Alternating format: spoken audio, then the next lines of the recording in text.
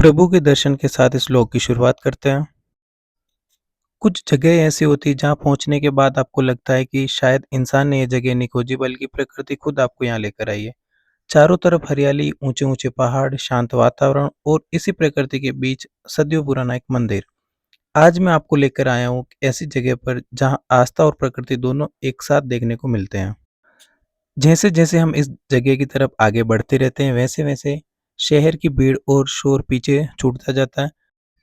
सड़क के दोनों तरफ फैली ये हरियाली, दूर दिखाई देते ये पहाड़ और हवा में घुली मिट्टी की खुशबू। सच कहूँ तो ऐसे रास्ते मंजिल से ज़्यादा खूबसूरत लगते हैं। आजकल हम अपनी ज़िंदगी का ज़्यादातर समय चार दीवारों, ट्रैफिक या फिर मोबाइल स्क्रीन के बीच गुजार देते हैं। शायद इसीलिए हम जब ऐसी जगह पर आते हैं तो कुछ देर के लिए हम मन बहुत ही शांत हो जाता है। आज हम जिस चीज़ को पुराना कहते हैं, कभी किसी के वर्तमान का वह हिस्सा रही होती है। इन जगहों की सबसे बड़ी खूबसूरती यही होती है कि ये सिर्फ धार्मिक स्थल नहीं होती, बल्कि ये हमारे इतिहास, संस्कृति और पिछली पीढ़ियों की कहानी भी अपने अंदर समेटे हुए होती है। इस जगह पर आने से पहले मुझे मंदिर से भी ज़्यादा एक और चीज़ ने प्रभावित किया था, वो थी यहाँ की प्रकृति। इन पहाड़ों को देखिए, ये पेड़, ये छोटी-छोटी झाड़ियाँ, ये पक्षियों की आवाज़।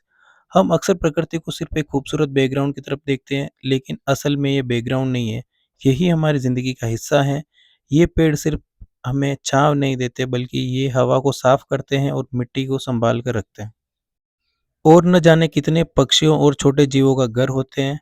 और पहाड़ हमें सिर्फ पत्थरों के बड़े-बड़े ढेर दिखाई देते हैं, लेकिन इन पहाड़ों का भी अपना पूरा इकोसिस्टम होता है। इसीलिए हम जब ऐसी जगह घूमने आते हैं तो हमें सिर्फ फ़ोटो और वीडियो लेकर वापस नहीं आना होता। हमें इस जगह को वैसा ही छोड़कर आना होता है जैसा हमने इसे देखा था। मेरे कहने का मतलब है कि कचरा ना फैलाएँ। जैसे प्लास्टिक की बोतल, चिप्स के पैकेट या खाने का सामान इधर-उधर फेंकना बहुत छोटी-सी बात लगती होगी आपको भले ही, लेकिन अगर हर आने वाला इंसान यही चीज़ करे तो कुछ सालों बाद ये खूबसूरत जगह वैसी नहीं रहेगी जैसी आज है। हम प्रकृति से बहुत कुछ लेते हैं तो कम से कम उसे नुकसान ना पहुँचाए, इतनी तो हमारी ज़िम्मेदारी बनती है। और सच बताऊँ, ऐसी जगहों पर आने के बाद आपको किसी फैंसी लोकेशन की ज़रूरत महसूस नहीं होती। ये पहाड़ हो, थोड़ी-सी हरियाली हो और ठंडी-ठंडी हवा। सच कहूँ तो शायद इसी को कहते हैं प्रकृति की गोद में सुकून। आज का ये सफ़र मुझे एक छोटी-सी बात ज़रूर याद दिला रहा है कि हम जितनी तेज़ी से आगे बढ़ रहे हैं, उतनी ही तेज़ी से प्रकृति से दूर होते हुए जा रहे हैं।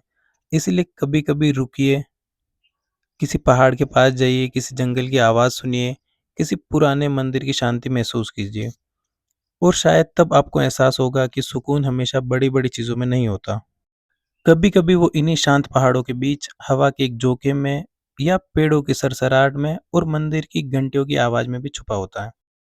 तो दोस्तों, अगर आपको भी ऐसी जगहों पर घूमना पसंद है, तो इस जगह को अपनी ट्रैवल लिस्ट में ज़रूर ऐड करें। लेकिन एक छोटी-सी रिक्वेस्ट है, आप घूमिए, एक्सप्लोर कीजिए, यादें बनाइए, बस प्रकृति को पीछे मत छोड़िए। क्योंकि ये पहाड़, ये जंगल और ये हरियाली सिर्फ़ हमारी देखने की चीज़ नहीं है, ये आने वाली पीढ़ियों की भी विरासत है। कभी-कभी कुछ जगहों पर जाने के लिए आपको किसी बड़ी वजह की ज़रूरत नहीं होती, बस रास्ता खूबसूरत होना चाहिए, हवा में सुकून होना चाहिए और आस-पास प्रकृति का साथ होना चाहिए। व्लॉग में लास्ट तक बने रहने के लिए आपका बहुत-बहुत धन्यवाद। इसी तरह के व्लॉग देखने के लिए मेरे चैनल को ज़रूर सब्सक्राइब कर दें। और आपको ये वीडियो कैसा लगा, कमेंट में बताएँ और वीडियो को लाइक करना ना भूलें।